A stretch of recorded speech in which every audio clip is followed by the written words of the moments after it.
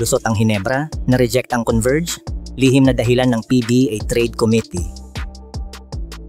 Mga kahoops, may malaking misteryo sa PBA Trade Committee na hanggang ngayon ay pinag-uusapan. Bakit kaya na-approve ang trade ng Hinebra para kay Maverick Ahanmisi, samantalang na-reject naman ang trade ng Converge para kay Dave Ildefonso? Pareho silang nag-trade ng player para sa future first round pick.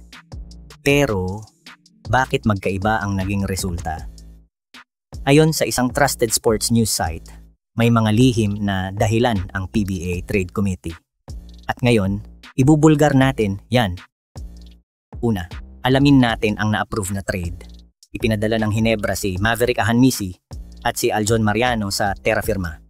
Ang kapalit, ang first round pick ng Terra Firma sa 2027 draft. Maraming netizens ang nagtaka. Bakit pinayagan? Ang sabi ng mga insiders, walang kasiguraduhan na ang pick na yon ay magiging number 1. At walang guarantee na magagaling ang player sa draft pool na yon. Kaya para sa PBA Trade Committee, even o patas lang ang palitan.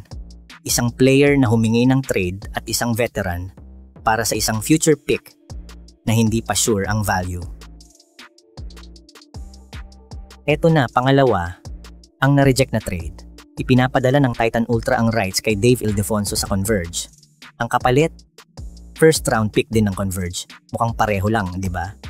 Pero eto ang malaking pagkakaiba.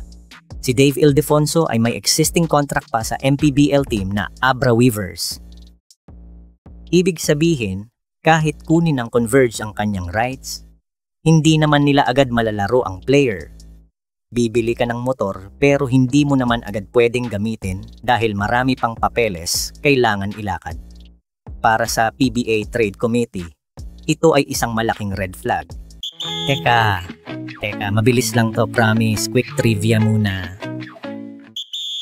At ngayon, ang ating trivia of the day. Alam nyo ba na ang Terra Firma ay nakalima ng number 1 pick sa loob ng 7 taon? Tama pandinig nyo, 5. Kaya nga sinasabi ng mga critics, malamang number 1 pick na naman ang makuha ng Hinebra.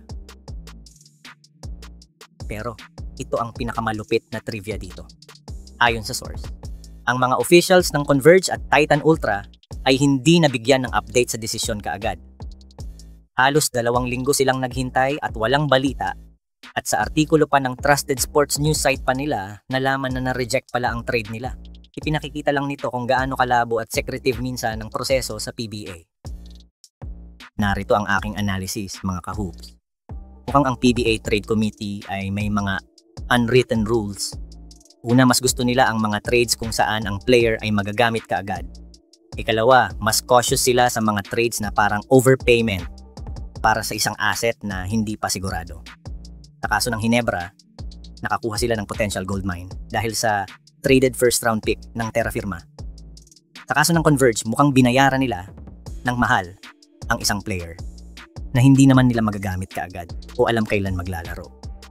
Kaya, sa mata ng committee, iba-iba ang timbang ng mga ito kahit mukhang magkapareho lang sa surface. Kaya mga kahoops, sa tingin nyo, fair ba ang mga desisyong ito? Dapat bang maging mas transparent ang PBA sa pag-approve ng mga trades? Blockchain na ba des? I-comment nyo ang inyong mga opinyon. Dapat bang baguhin ang sistema ng PBA Trade Committee? Huwag kalimutang i-like, mag-subscribe, at i-ring ang bell para sa lahat ng PBA Insider News at Analysis.